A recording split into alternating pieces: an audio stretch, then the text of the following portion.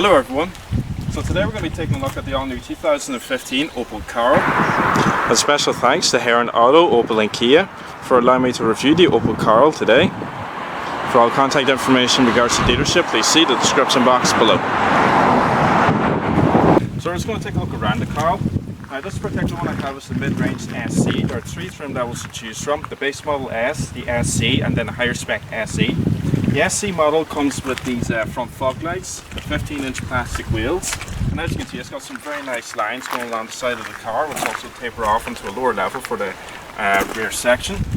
Coming around to the rear, it does have quite a small boot like all those city cars such as this. We just take a look here. It's also got the small removable cargo cover. Quite small in size, but you know, you can fit some groceries in there and just your regular little things.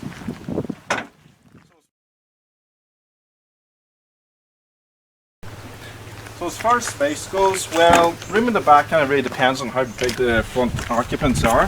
So for example, if I get into the passenger side, you can see legroom is a little on the small side, but you know, it's just about acceptable. Headroom is a bit on the decent side as well. Now this is the passenger side, of course. On the driver's side, I have my seat in my driving position, and realistically there isn't a whole lot of legroom. So as I said, it kind of depends, but realistically I think you'll be alright back here in short journeys. And I should also mention the SC model does come with manual rear windows.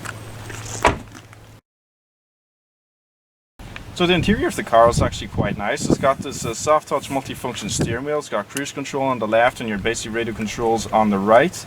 Completely adjustable steering rack, of course, and you've got very nice 10-2 notches. It's also got the very nice modern gauges that you find in Opels, like Insignias and whatnot. Digital readout there, as well as digital oil temperature and fuel gauge, and then you got your standard analog gauges. Down to the right here, you got your headlamp controls, your front and rear fog lights. You got three main controls located down here. One for the traction control, city mode, which makes the steering super light for when you want to, get into tight parking spaces, and lane departure warning. Now coming into the center console, it's wrapped in this very nice black piano gloss veneer finish. The radio itself is very good quality. Very nice digital readout, and you got your main controls up here for the radio, media, your phone when you Bluetooth it to the system. If you press this button once, it mutes the radio, and if you just hold it in, it turns it off. So you got a little storage cubby up here, your main vents, and your fans down here. That this car doesn't actually have air conditioning, just basic fan controls. And then located down here, you got your auxiliary and USB sockets, and you got your 12-volt power outlet. You also got a storage cubby here, two integrated cup holders, and a series of storage cubbies here, as well as one cup holder located back there. Well, it's actually very nice to drive, so it is. I've been on the road now for a couple of minutes in this car, and it's very quiet in here. That's the first thing I noticed about it. It's smooth, and it's quite a relaxing car to drive, and the interior is a really lovely place to be. I mean, as I was talking about earlier about the equipment, I even have a little thing coming up in the digital gauge here to recommend what gear you should change into. It's got very big windows, all around visibility, and this car is really good. So it's actually really quite nice to drive.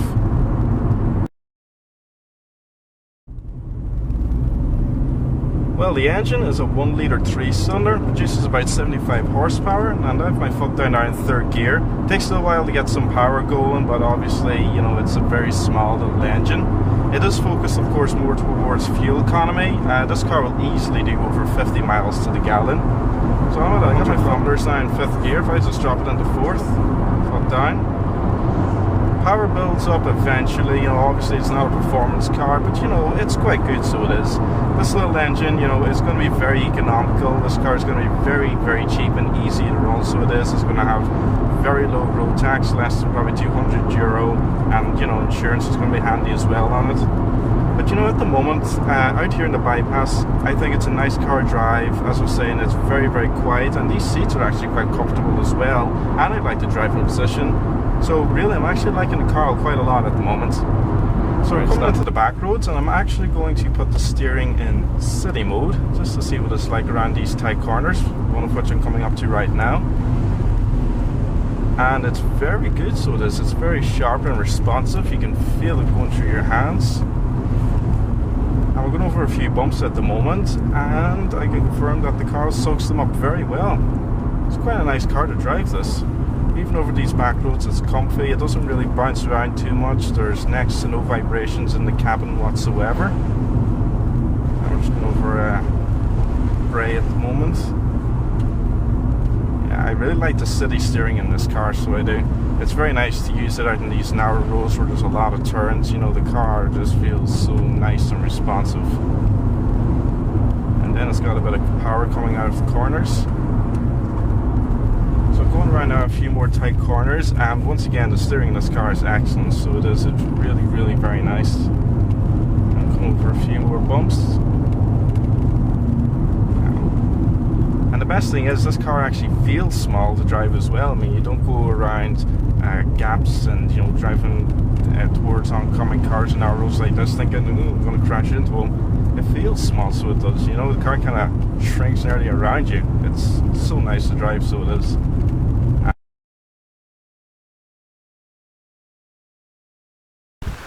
Well, as it turns out, we actually have a Picanto here. So like the Opel, it's finished in silver. This here is a base model, so as you can see it doesn't have any front fog lights, and it has even smaller wheels again. These are 14 inches in size. Going around to the side, it's got chrome door panels which look quite nice. They finish off the car a bit more. And coming around to the rear, again the boot space is quite small. It's actually right about the same as that as the Opel Karl, and once again you got the removable partial shelf, but this one actually is held up by strings, whereas the one in the Karl isn't. And again with the overall space, going around to the back seat area, we'll see what it's like.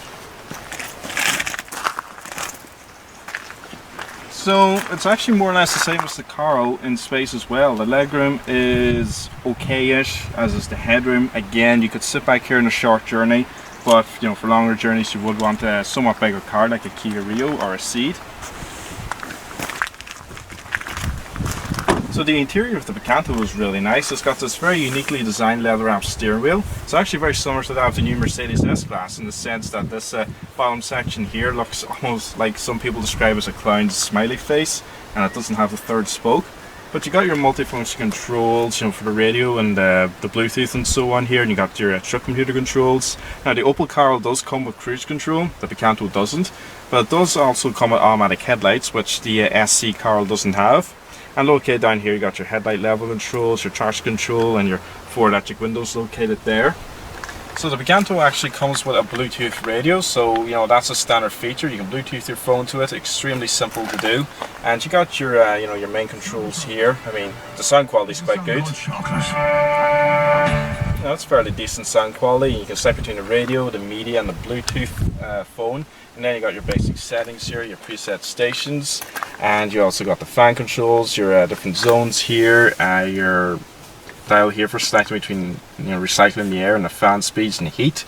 And then coming down here, you got a 12-volt power outlet, your auxiliary and USB plug-in. You also got a small bit of storage and 2 cup holders. And this is the interesting thing about the cup holders. So I put this and this, these dividers come out, and it's easy just to slide them back into place. It's also got the 5-speed manual gearbox to put in reverse, just all the way over to the right and down, just like that.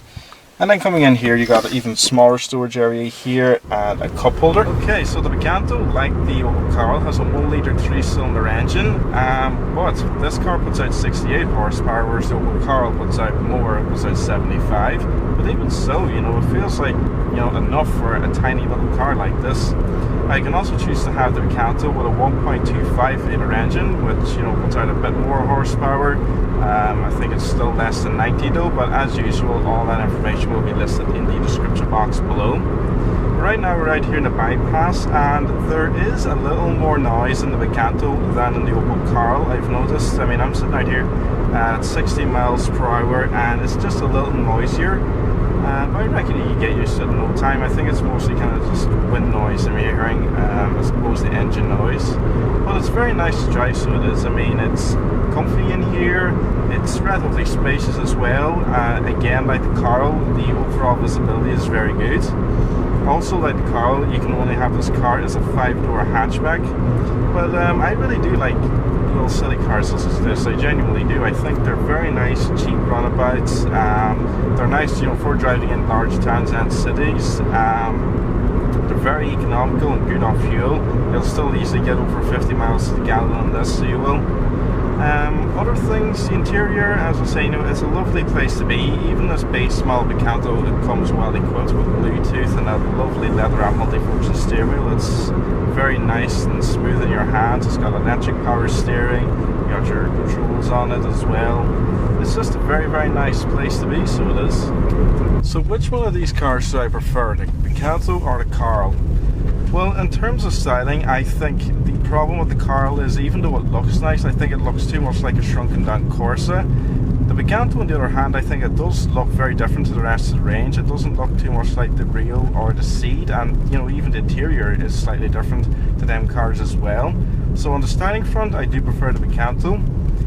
Equipment levels, well, I've only driven the Karl SC. I've never actually been in the base model Karl S, and this here is a base model Picanto. But I'm actually quite impressed with the stuff you get even on the base model Kia, because as I said, you got Bluetooth and a lovely multifunction leather-wrapped steering wheel, and I mean, that's pretty good equipment for a base model city car like this. Normally they give you next to nothing really, but it's also quite comfy, so it is. It's kind of hard really to choose between both cars. On the styling front, as I was saying, I do prefer the Kia. I think though, to drive, I prefer the Opel Karl. I think it's quieter and it's got that little bit more horsepower under the bonnet. So we're just going to head back over to the Opel Karl now and we'll finish up the review. So really, to sum up the Opel Karl, I think this is a lovely little car to drive. So it is. It's relatively inexpensive. As usual, I'm going to list you on the pricing and all the specifications in the description box below, along with the dealership information.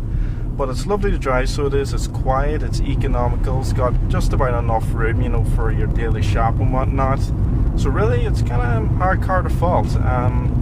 The Karl, as I should mention, is actually a replacement for the Opel Agila, the last little city car that Opel made. It's actually sold now under three names: the Opel Karl, the Vauxhall Vivo, I believe is what they're calling it, and then it has also been sold as the 5th generation, I think it is, of the Chevrolet Spark, or could be the 4th generation. I'll have to double check on that. But overall, it's a great little car. If this is what you're looking for, an economical little city car that's relatively inexpensive and reliable, I can say the Opel Karl is a great little car to buy. So everyone, thanks for watching, and as I said earlier, check the description box for all information regarding this car and the dealership. So guys, I'll see you again next time.